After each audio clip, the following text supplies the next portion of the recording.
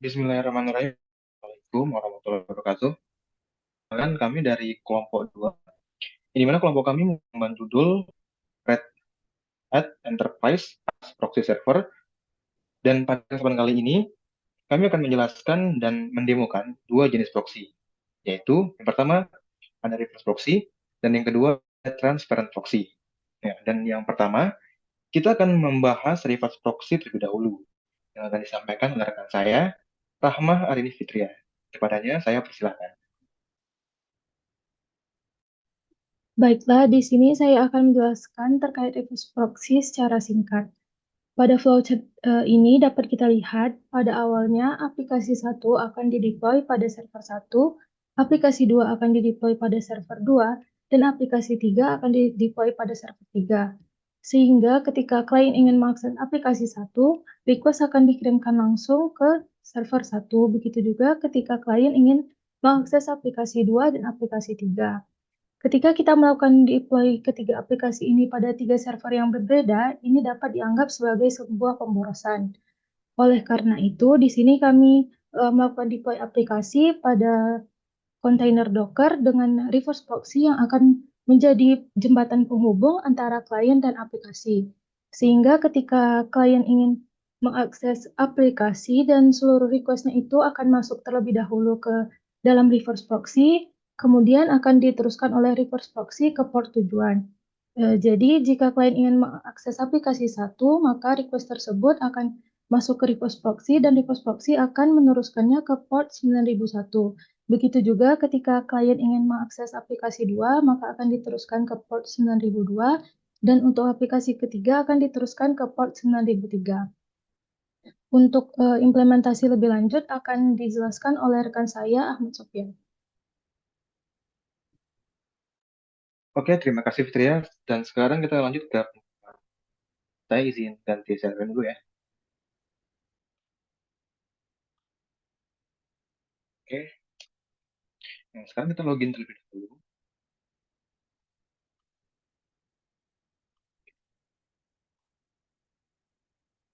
Sebelumnya kita cek dulu apakah web server yang kita gunakan aktif atau tidak.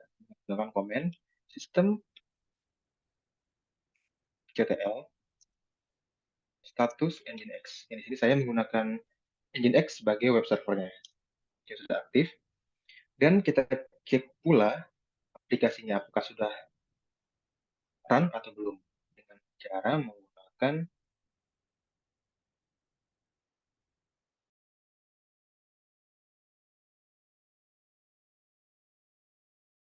Docker PS. Kita cek dulu apakah ada status Docker. Oke, sudah run. Sekarang tinggal kita run environment-nya.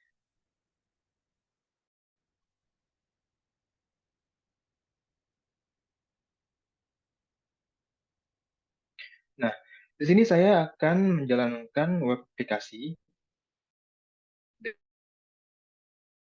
dengan nama web app pertama. Lalu ini kita enter. Oke, sudah run. Kita run lagi aplikasi selanjutnya dengan port 82. Sudah run. Kita lagi yang ketiga. Oke, sudah run. Sekarang kita cek apakah aplikasinya berjalan atau tidak. Dengan menggunakan komen docker ps. Oke, sudah berjalan ya teman-teman di endpoint 83, 82, dan 81. Sekarang kita cek di web browser.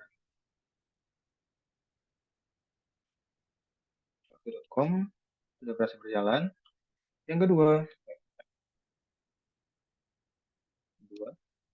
berhasil, dan yang ketiga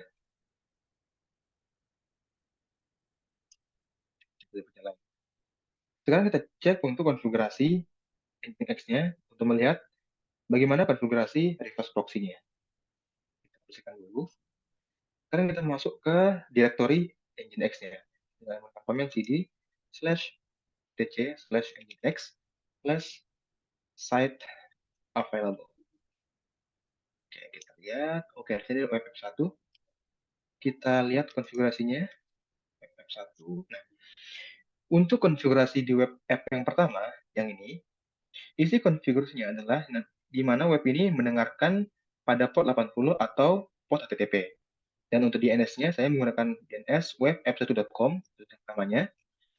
Harusnya nanti port ini bakal di reverse ke port 81. Jadinya, ketika kita mengunjungi web app 1, kita tidak perlu memasukkan portnya seperti ini, port manualnya seperti ini. Ini sebelum implementasi reverse proxy. Tapi setelah implementasi reverse proxy, kita tidak perlu menggunakan port di belakangnya. Tidak perlu repot-repot seperti itu. Jadi tinggal masukkan nama DNS-nya, disertai dengan .com di belakangnya. Kita enter, seperti itu. Mungkin untuk implementasi reverse proxy cuma segitu, teman-teman. Jadi sisa konfigurasi yang ini hanya sebagai security dari proxy-nya. Seperti itu. Mungkin untuk di reverse proxy cukup sekian. Sekarang kita akan lanjut ke penjelasan terkait transparan proxy. Pada rekan saya Rizky, saya persilahkan. Saya akan menerangkan tentang bagaimana cara kerja transparent proxy. Yang pertama yaitu dari klien atau permintaan klien itu melalui transparent proxy. Misalnya seperti klien ingin mengakses sebuah web itu melalui transparent proxy. Dan jika transparent proxy ini memblokir web yang akan diakses oleh klien, maka klien tersebut tidak akan masuk ke internet yang akan dituju. Baik, selanjutnya itu adalah implementasi dari transparent proxy. Nah, di sini pertama yang harus dilakukan itu adalah saya menggunakan transparent proxy ini di node 1. Jadi masuk dulu ke node 1 menggunakan SSH. Nah, setelah itu di sini saya udah mendownload tools yang akan saya gunakan sebagai transparent proxy, yaitu adalah tools dari Squid. Setelah menginstal tools Squid ini, saya mengubah konfigurasi dari file Squid-nya, yaitu adalah di vim etc squid.conf. Nah, di sini saya ada nambahin portnya. Port untuk transparent proxy itu ada 3128. Itu tuh port dari Squid-nya.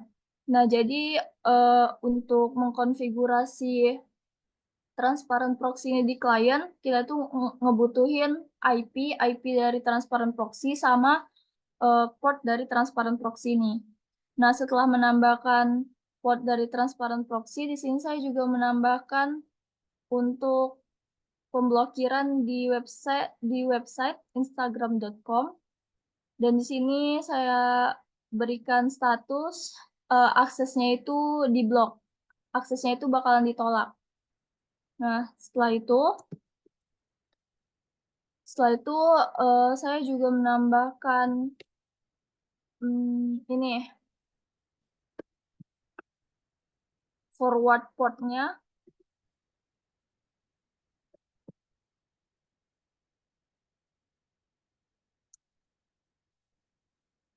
Nah, di sini udah saya alihkan dari port 80 menuju 3128. Jadi ketika klien akan mengakses sebuah website, itu tuh yang tadinya mengakses web HTTP 80 menjadi 3128, yaitu mengakses ke proxy terlebih dahulu.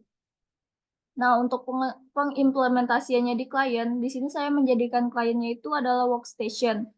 Nah, di workstation ini kita membuka search engine-nya, itu ada di setting.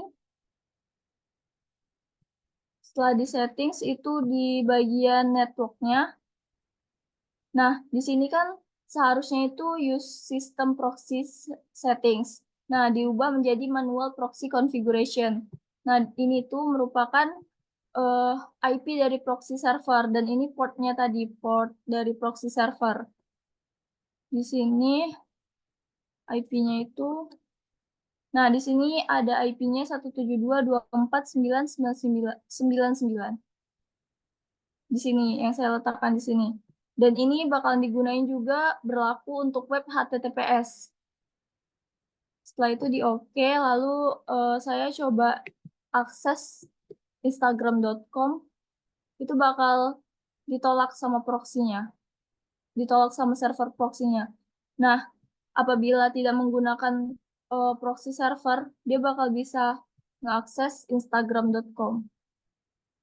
Seperti ini tampilan akhirnya.